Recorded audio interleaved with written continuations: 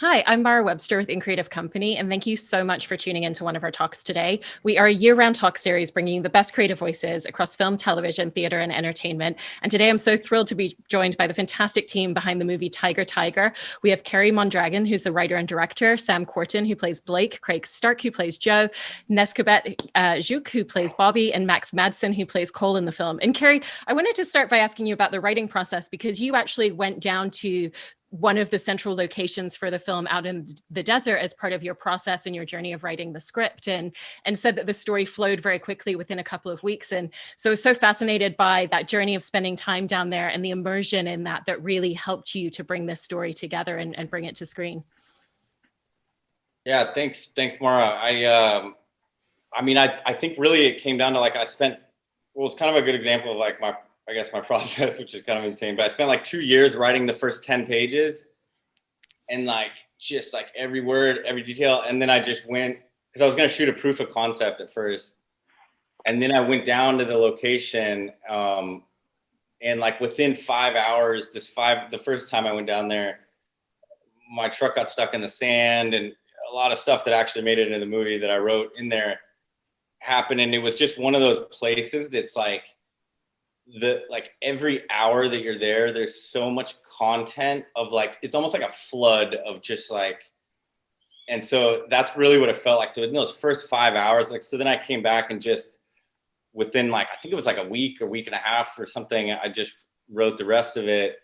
And then, and as we shot, the actors know this too, it would be I'd wake up super early and I'd have to rewrite stuff based on somebody new that was coming in it, or location, or just character and story. So there was a bit of that as well. Yeah. That's so great. And then Sam, there's that great detail in the script and a couple of lines about how your character is really someone who just doesn't have the ability to stand by and watch things happen around her when she knows that she has the ability to do something about it. And she really comes across as a character who takes action off the back of her empathy a lot. And with that in mind, how did that really form such a framework of who she was as a character and influence a lot of the interactions and relationships that you then built out on screen for her? Yeah, I don't know how to answer that. I related to Blake. I feel that way as a person. When I lived in LA, and I saw Skid Row, the first time I moved there, I went to Costco or whatever's the equivalent there and bought 400, enough materials for 400 sandwiches. And I went with my friends and handed them out. And I actually got a ticket from the cops in LA for handing out sandwiches, which was weird. But I felt connected to Blake just because I feel that way. I can't just see somebody. I like to help if I can. And as far as taking that into going and shooting, I had never had an experience like this before in the best way, where, like Kerry said, we were with people that had never been on a movie before, who would get and hop a train the next day and then weren't there to continue shooting. So it was... that element was amazing because it felt very real. Okay, we are here. Yes, I didn't actually rob a pharmacy, but we're in this, slab city place it was real. It's all those people's homes. They live there and they let us in and let us, be a part of it. So it was easy in the sense where it felt like we were there. It wasn't fake, if that makes any sense. And then Nekhebet, one of the things I actually really enjoyed with your character is some of the ingenuity that she comes up with, and the fact that there's kind of a playfulness to her whenever she's coming up with a quick idea in the instant, whether it's kind of spitting her water in the mud and covering up the license plates on a car, or even that moment where you just grab Dylan Sprouse's character and wrestle him to the ground. And because we don't necessarily know where she gets this skill set from and what's created those personality traits, I was really interested in how you built that side of her out and how you thought about the genesis of all of those elements of her characteristics. Mm-hmm.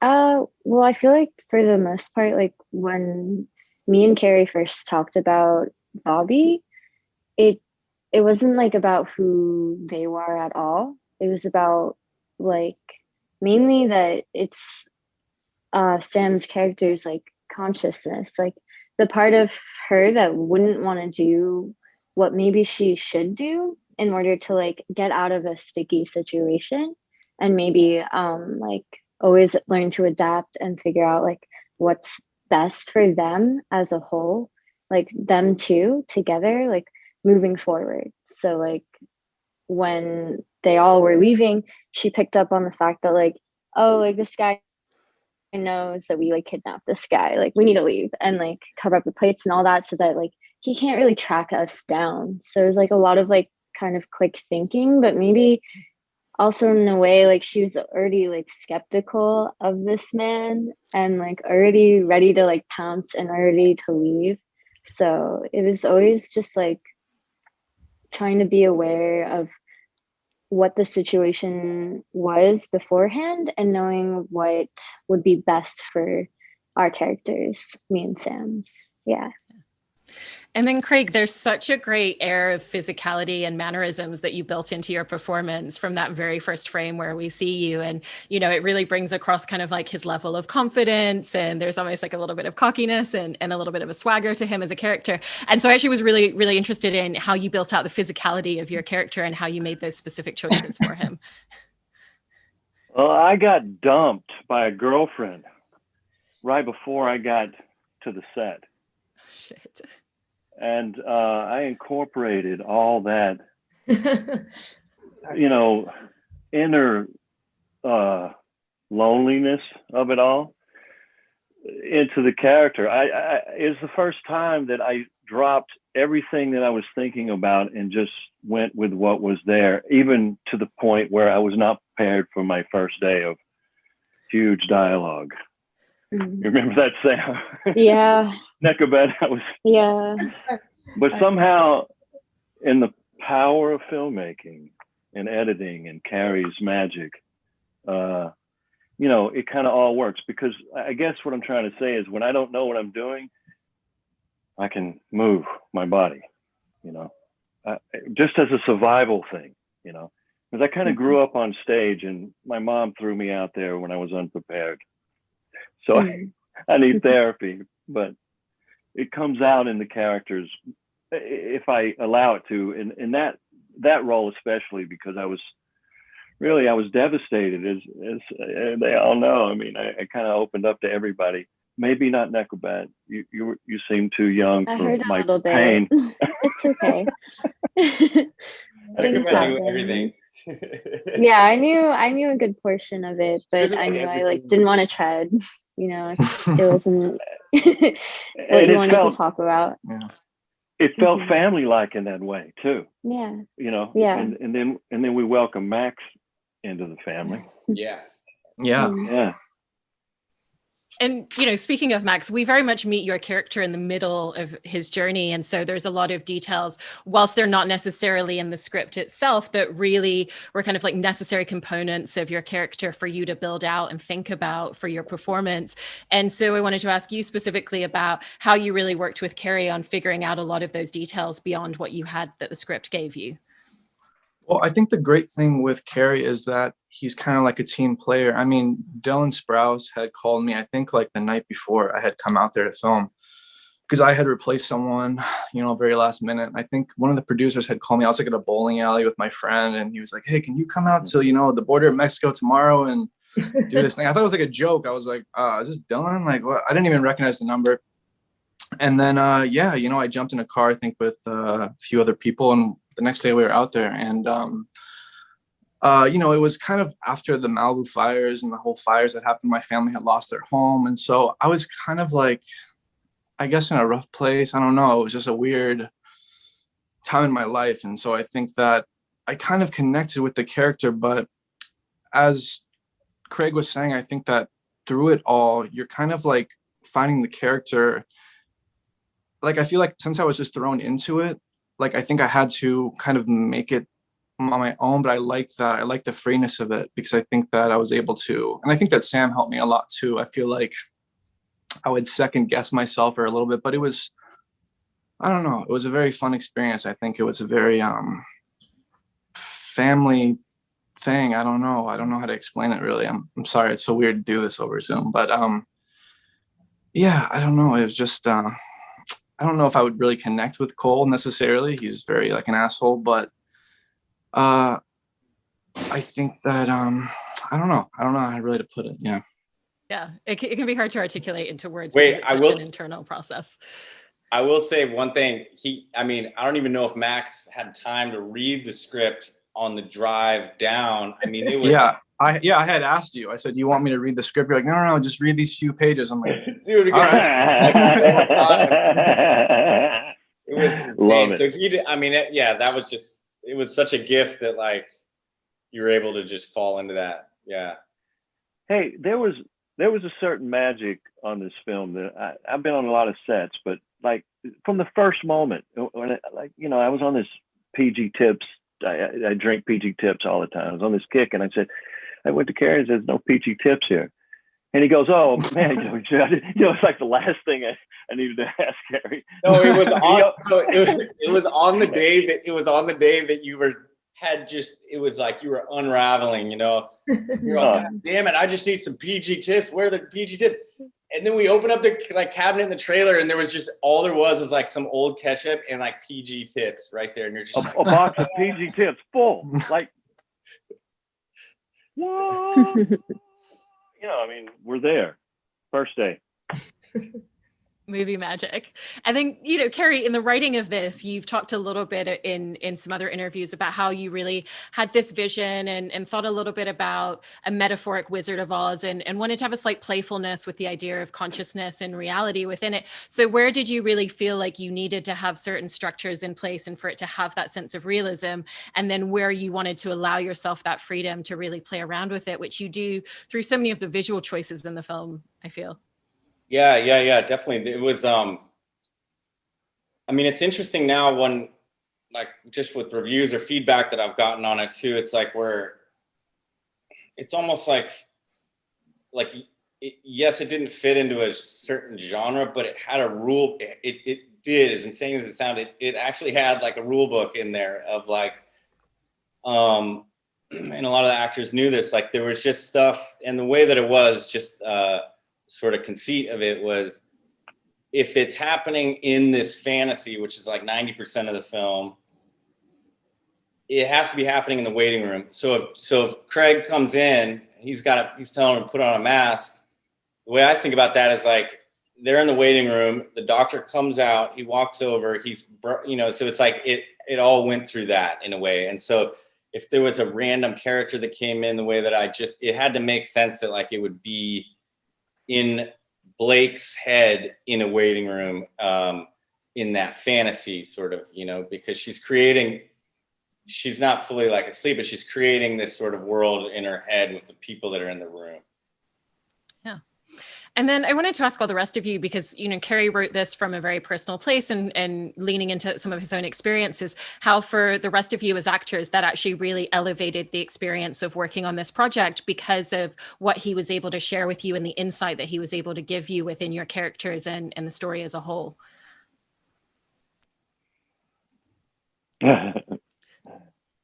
Well, I'll go first. I didn't know Kerry had a drug problem. Until about, I think somebody mentioned something. Maybe he said I'm sober to me because I think that's how I found out. Not the full extent of it or anything, or whatever it was based on. I didn't really know. Yeah, I will say that because it was my first film, I think it was only Sam and Dylan, sorry, that. And it was because I just didn't think I could get away. I don't think I would ever have made the movie if I told maybe not the actors, but the agents, like, hey, I only got a certain amount of money. First film, I know you haven't seen anything of mine. And like, we're going to a lawless city. And oh, by the way, I was a heroin addict. And I just don't think they would be like, okay, go down to the desert with him. So I just kind of waited on that. Kerry? Sorry, go. Oh, finish up, Craig. No, go ahead. No. I was just going to say, I'm glad my manager, received your call. That's all I was going to say. The first phone call me and Kerry had, I just, after reading the script, I had a feeling he was sober because I had gotten sober a couple years before that. And my gut told me he was, and then he said he was, and I knew instantly I could trust him and I just connected to it. And I felt like I had to be of service to him and to the story, because I feel like that first year or two, the stuff that your head is like where your head's at, I felt like the fact that he wrote this so quickly, it had to get made, it must get made. And it was such a cool concept. So I related to that. And Blake, I mean, I didn't think, and she's not a drug addict. That's Luke's character. But I talked to Kerry about, other forms of addiction, like love addiction. I mean, I kind of said to myself that she was a love addict, and did some work like journaling and falling in love with Dylan's character, Luke, and also relating to Max's character, that feeling of being with someone, even though they're not right, but that kind of codependent, rather be with them than be alone type of thing. I think I'm talking about something that wasn't even the question now. Is that, yeah. No, but it's all great background. Okay. And Sam and Nekhebet, I actually wanted to ask the two of you about building that dynamic and that rapport on screen together, because your performances rely so much on nonverbal communication. And yet we always know exactly the conversation that these two characters are having because of what you do in your performances. And so I was really curious about the conversations that the two of you had together and the work that you did with Kerry to really map that out so that it was such a form of visual storytelling throughout. Yeah. Oh, well, we actually met like on the drive down. She was driving like a car rental or something, and we just went all the way like 3 hours with like not knowing each other before or really talking, I believe, except for like arranging when we were meeting up or getting picked up. So like it definitely helped, I think, a lot to first like talk to each other, and we just got like really comfortable and bonded over music. And so I feel like that kind of helped a lot in terms of knowing where our heads were at, because if you like similar music, you probably have like similar tastes and how like you view the world too. So I felt like it was like really refreshing too, after being in LA my first time for a year. Like it was just very refreshing to connect with another person on like that type of level. So I was just like already eager to be surrounded by people that like had similar perspectives or similar just like goals in life, and maybe not like acting, but like just like living and being present type of goal. Yeah, Kerry called me. We didn't know who was going to play Bobby. There were other things that fell through. And then the day I was supposed to drive down, he's like, all right, we got our Bobby. And I was like, all right, I'll pick her up. Right. Because I think they were going to send a car for her. And I was like, no, I got to at least, drive with her and hang out with her as much as possible. Because normally if someone was going to play this kind of role, I'd want to spend a lot of time with them, but we didn't have that luxury. So yeah, I remember picking her up at her apartment. It was like, I don't know you, but we're going to be best friends. And, we drove down, and I remember making bracelets together. You remember in each other's rooms and like trying to bond as quick as possible. It was great. It was fun. Yeah. And then Kerry, Sam, and Max, I wanted to talk about that opening scene in the film, because I feel like that immediately takes us into exactly what this film is going to be, sets the intentions up. And you do such a great job through the performances, through the sound design, through the music composition, and through the way that you're really moving the camera and making very specific choices there to create such a sense of anxiety and tension in those first few minutes. And so I was interested in, for all of you, in that journey of how that scene really came together with that very specific energy and an intention to draw us into what the world of the film was going to be. Is that for me, or who is supposed to start? I'm sorry. Whoever wants to jump in first. Maybe. Oh, well, I'll say, are we talking about the pharmacy scene? Yeah.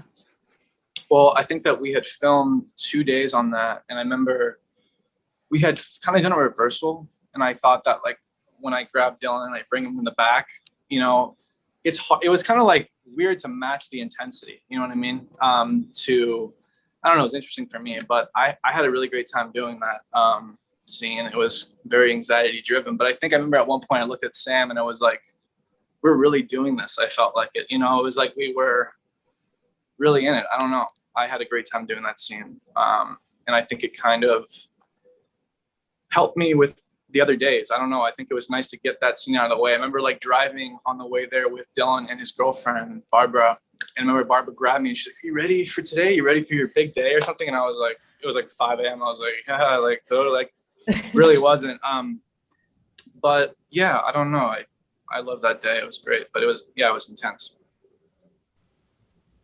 And then Kerry, what was that journey for you in figuring out what the visual roadmap of that scene was going to be in order to set that tone up?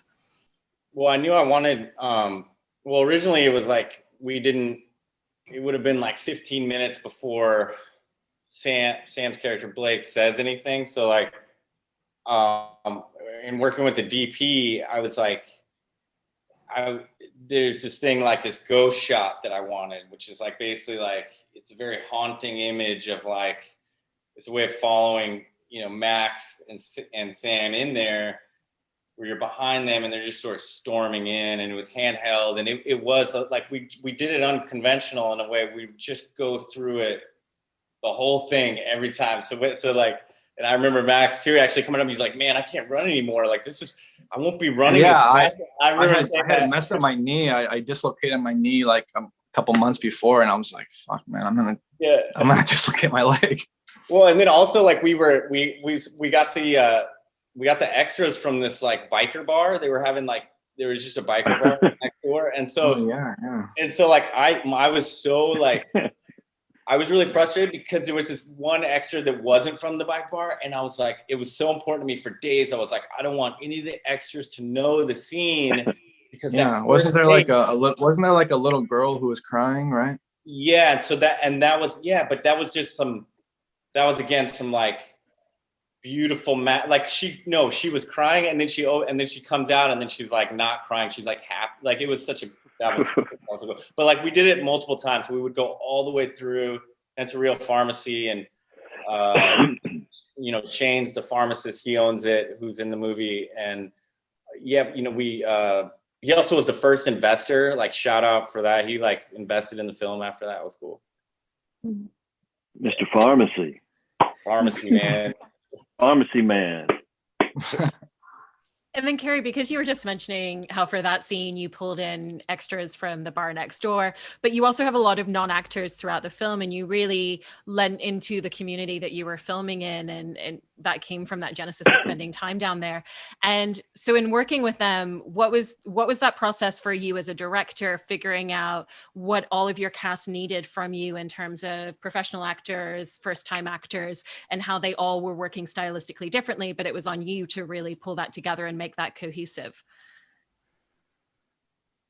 Yeah, it was it was definitely, there was a certain, it's like almost the location was like alive in a sense. So I know, the first take with this, and you don't even know who's, like a lot of it was, they would up, the way I saw it was like, there was a lot of them up leveling each other. So like that first take is like that was sort of the ones that were used the most, I feel like, or when they just didn't know they were being filmed sometimes, like, or that we had started rolling it like at the skate park. But it was, a lot of them, and the actors can weigh in on it, but I think that they, Dylan too, like I remember just, if they're playing themselves and they're doing it in a very honest way, it's like a reflection back. Like it just is, it makes it easy. Maybe not easier, but your guys are meeting on the same plane, and I felt like that worked a lot. But it was challenging, some of them like this Utah, like he didn't, it was exciting in a sense, like I would text my friend Jay and he would go find him while, in a camp, but he didn't have a shirt or shoes for a while. 3 months. And so like we brought him into a scene, and like there was like a treadmill in the motel, and that was decided like that day. I was just like, he's got to be the motel boy on the treadmill. That's like his character, and then he fit right. Like he owned that. Yeah, that was pretty cool. Utah. Yeah. I love him. Well, to Kerry's point, for the rest of you, was there a huge benefit there in the fact that Kerry had already spent so much time and gotten to know everybody for then when the rest of you walked onto set? Because it even transcends into a lot of the scenes you have on screen. There's a really strong sense of warmth and welcomeness from a lot of them on screen.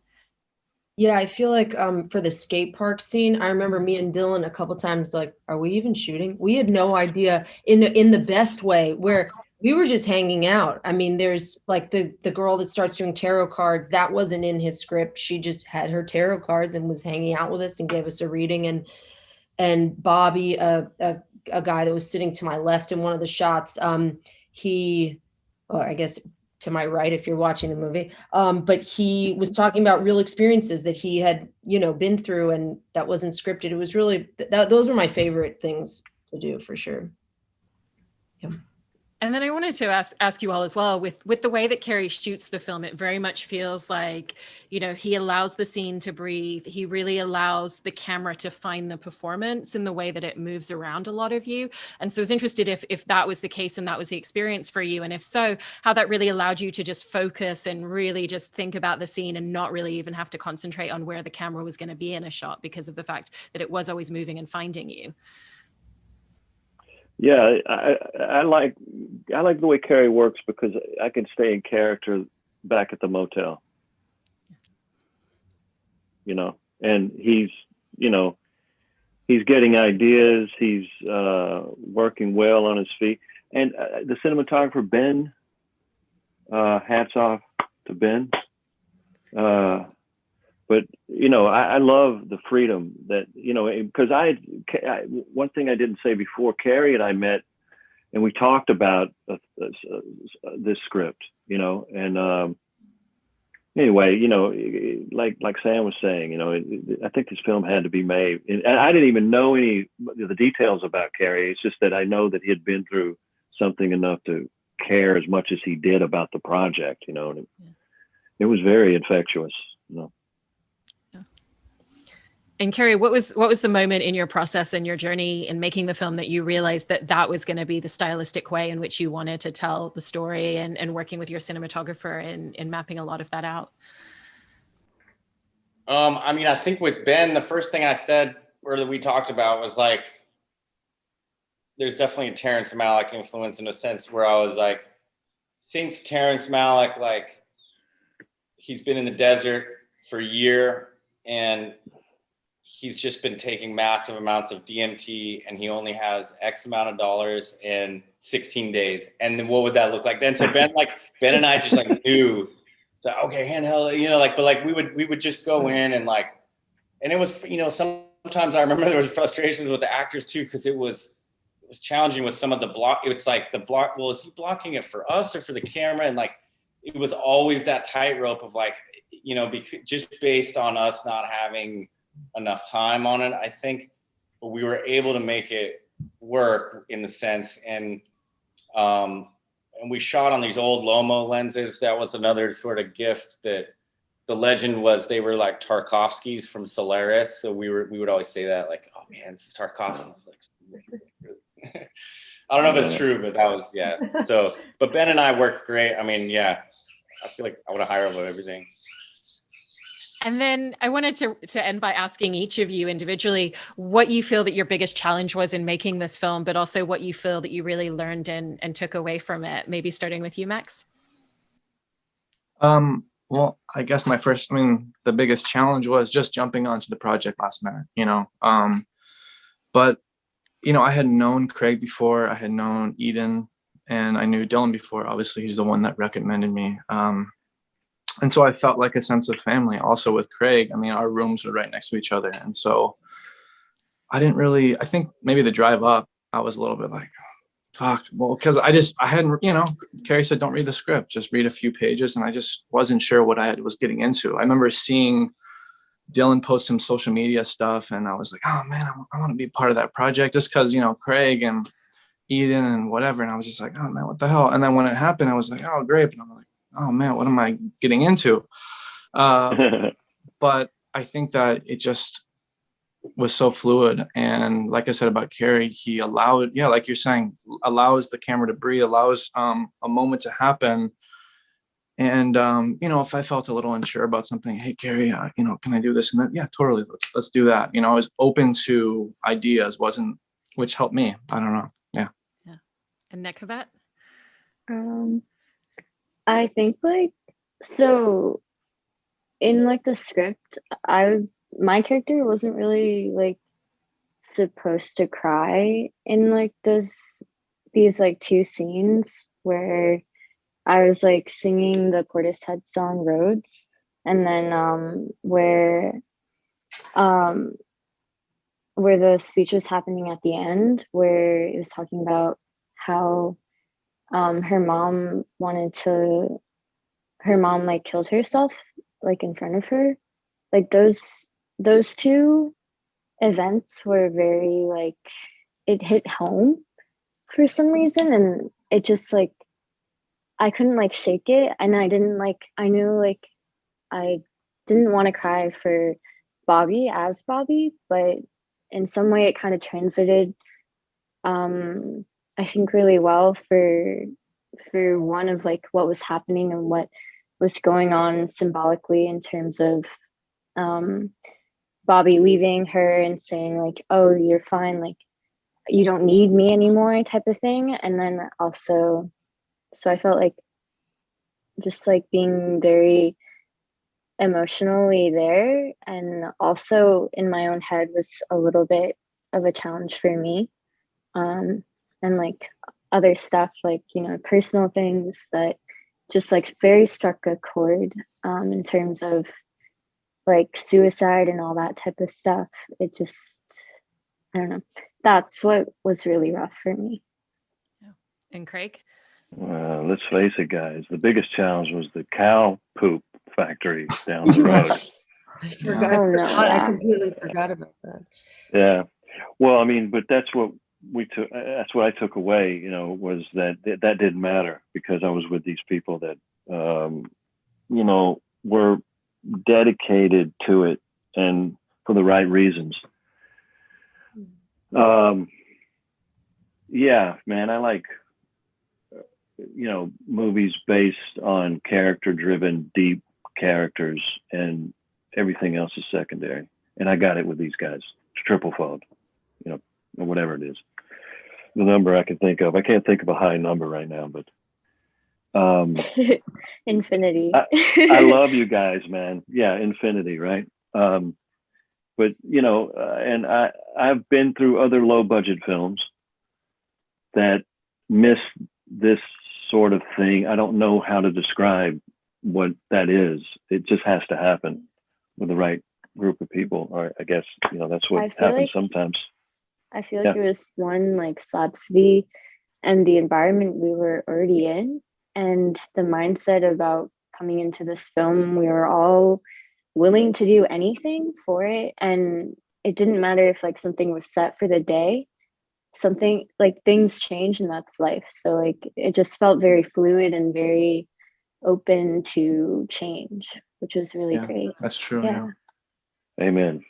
Yeah, I feel like there was a lot of love on that set. I was nervous before I got there about like the robbery. I was like, can I pull this off? When I read that made me nervous. And then once I got there, like Craig was saying, it really was like, no one's bullshitting. It was a really, I don't know, it was a family, you know, closer than my real family. It was really, really beautiful.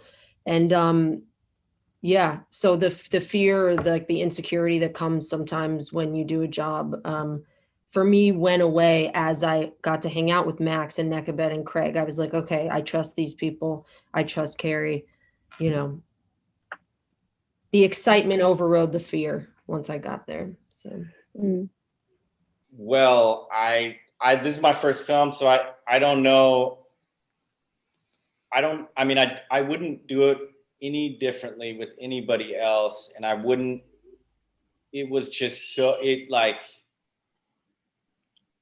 you know, and it wasn't that it was like that was all, you know, like there were things that happened. I mean, there was just like, you know, like a lot of people, they got fired, left. There was this craziness like there was a lot of chaos going on in the background of this, but I think having that trust. It was trust. It was all about, it was like it was the biggest thing, you know, and it wasn't just about trust, about, oh, you know, the actors knowing that if they do a, you know, crappy take, that I won't use that in the cut. Like, that's one thing, obviously, but like, I mean, it's like where we're living now, it's just, it has to be a family, you know, and I think that really, it really helped. And yeah, I think I think I'll always have a family with these guys. It's just like, that's just how it is. Yeah. I'd quarantine. I'd like, if we were all together and like we had to like quarantine for a year, like it wouldn't be a problem, you know? That'd be good. Yeah. That can be the follow-up movie. Yeah. Well, thank you so much to all of you for taking time to share all of this about making the film with us. Thank you so much for this conversation today.